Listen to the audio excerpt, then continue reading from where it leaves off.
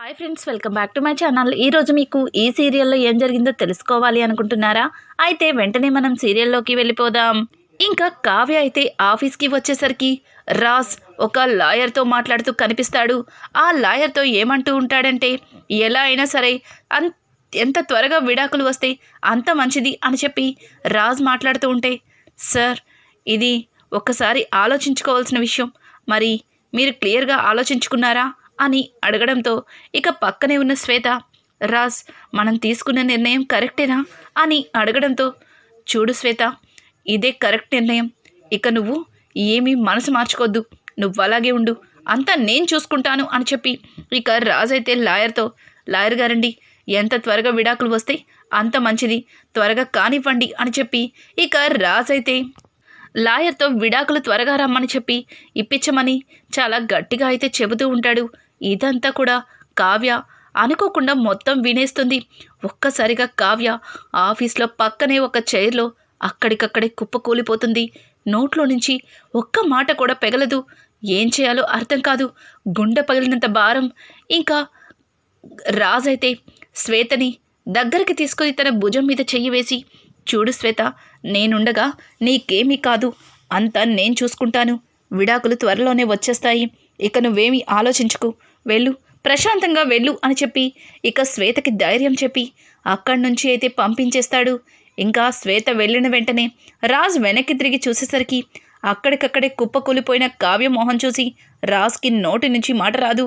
ఇంకా కంగారు పడుతూ కళావతి అని రాజ్ కావ్యతో మాట్లాడదామని దగ్గరికి వెళ్ళేలోపు కావ్య కళ్ళనీళ్ళు తుడుచుకొని గబగబా ఆఫీస్లో నుంచి ఇంటికైతే వెళ్ళిపోతుంది. రాజ్ కావ్యని అలా వెళ్ళిపోవడం చూసి అస్సలు తట్టుకోలేకపోతాడు. కావ్య, ఆగు కళావతి, ఆగు అని చెప్పి రాజ్ ఎంత పిలిచినా సరే కావ్య అస్సలు ఆగదు. వెంటనే ఆటో మాట్లాడుకుని ఇంటికైతే వెళ్ళిపోతుంది.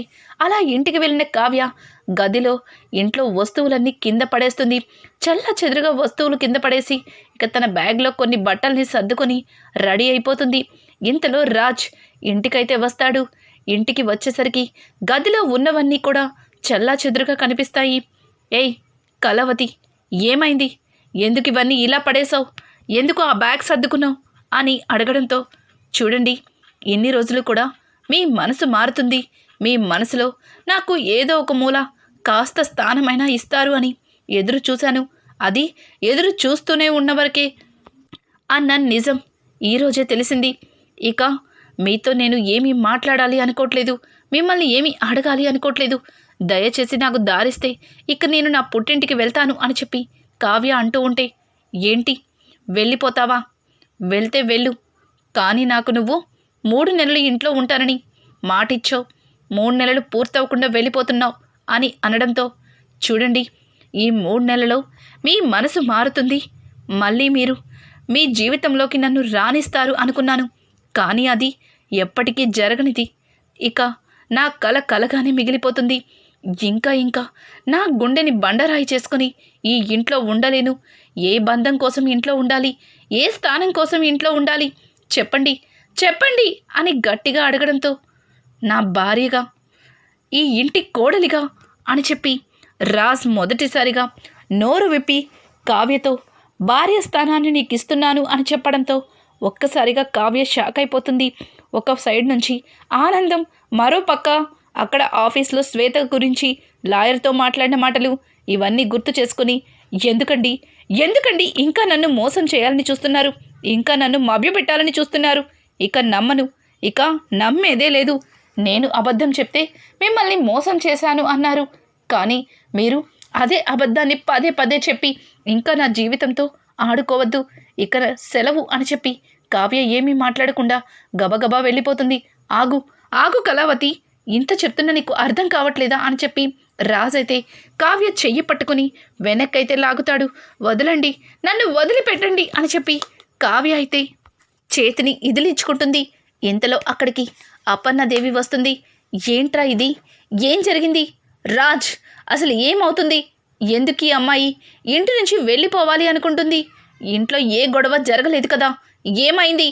ఎవరేమన్నారు అని చెప్పి అపర్ణ అయితే చాలా సీరియస్ అయిపోతుంది. మమ్మీ, అదే శ్వేతని నన్ను చూసి తను అపార్థం చేసుకుంది అని చెప్పడంతో ఇక వెంటనే అపర్ణాదేవి అయితే కావ్యని ఒక గదిలోకైతే తీసుకెళ్తుంది. అలా గదిలోకి తీసుకెళ్ళిన అపర్ణ కావ్యతో ఏదో చెబుతుంది.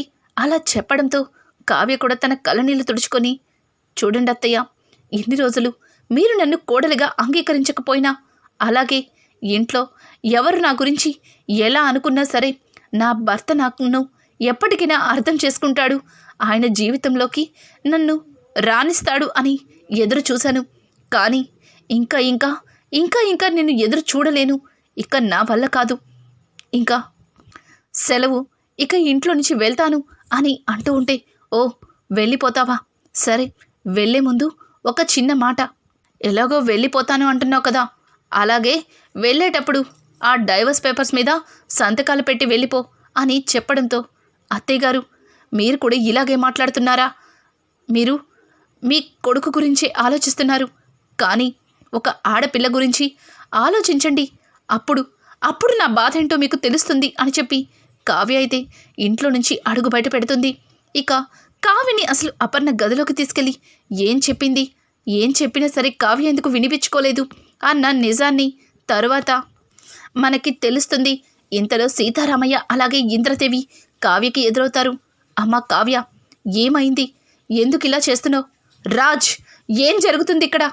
ఏంట్రా, ఏమవుతుంది? ఇంట్లో నుంచి కావ్య ఎందుకు వెళ్ళిపోతానంటుంది?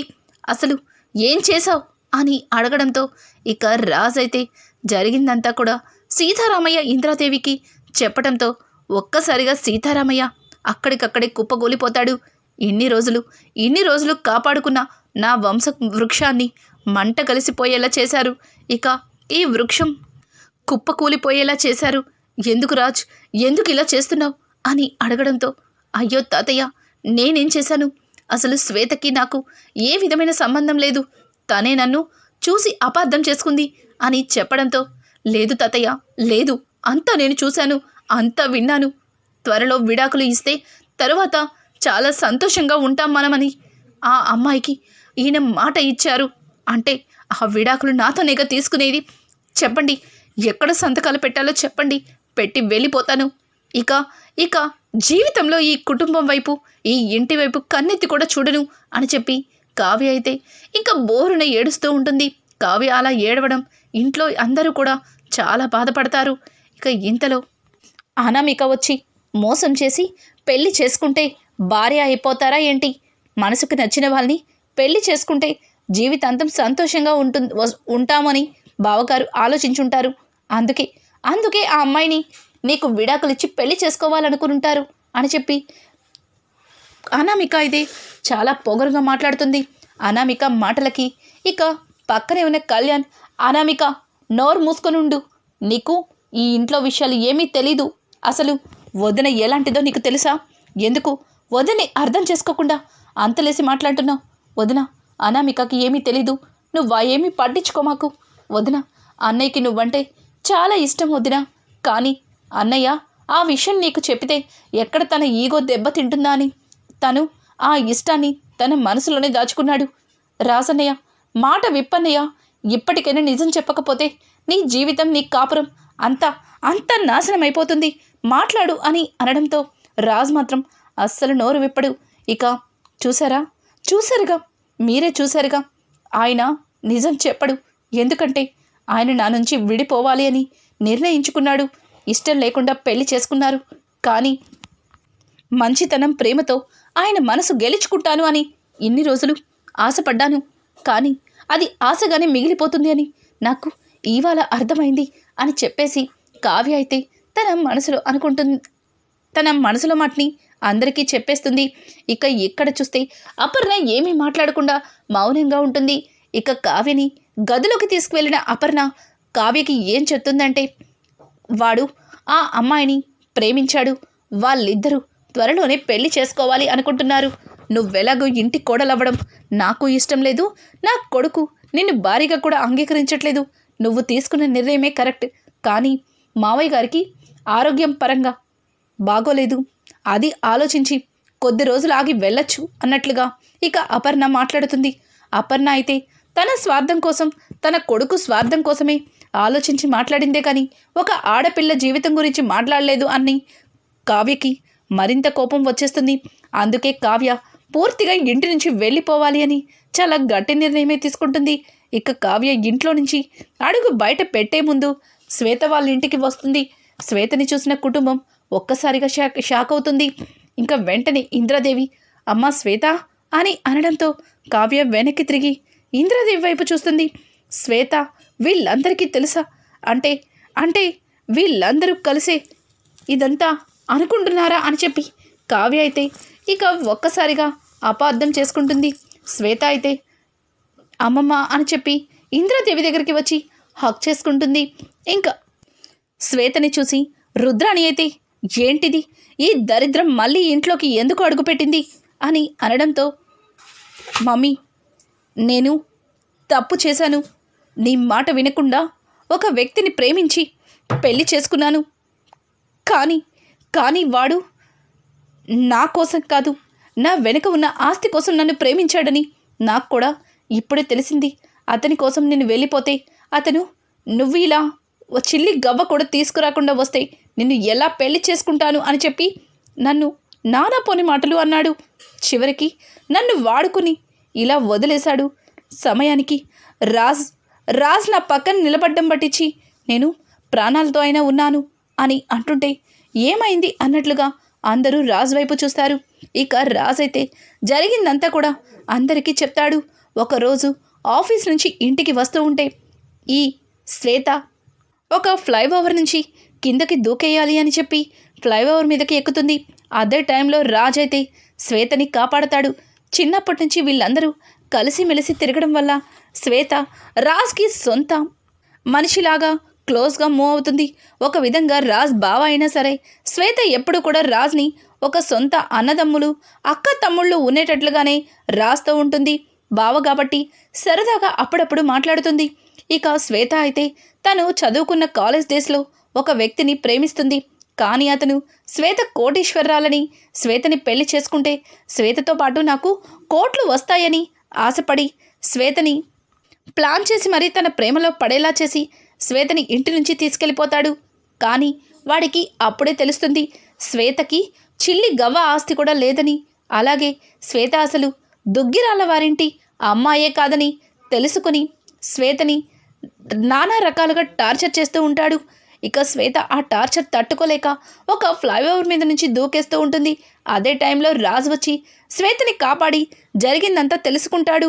ఆ తరువాత శ్వేతకి అనుక్షణం కూడా సహాయం చేస్తూ ఉంటాడు. అంత గొడవ జరిగినా సరే శ్వేత పేరు చెప్పలేదు అంటే శ్వేత ఇంటి నుంచి వెళ్ళిపోవడం మూలాన అందరూ శ్వేత మీద చాలా కోపంగా ఉంటారు. కానీ ఇంటి పెద్దవాళ్ళు ప్రేమానుబంధాలు తెలిసిన వాళ్ళు శ్వేత కనిపించగానే చాలా ఎమోషనల్గా శ్వేత దగ్గరికి వెళ్ళిపోతారు.